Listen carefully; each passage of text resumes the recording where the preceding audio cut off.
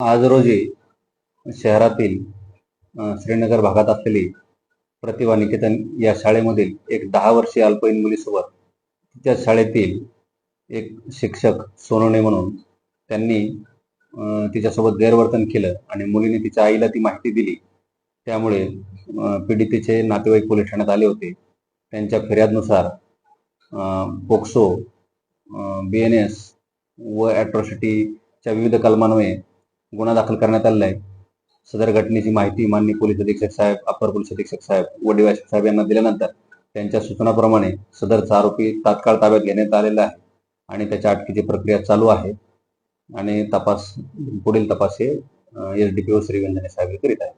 तो मुख्याध्यापक आहे आणि रवी सोनवणे हे नाव आहे त्यांचं. अल्पवयीन मुलगी आहे, तिच्यासोबत गैरवर्तन केलेलं आहे. त्याच्यासोबत BNSचे 74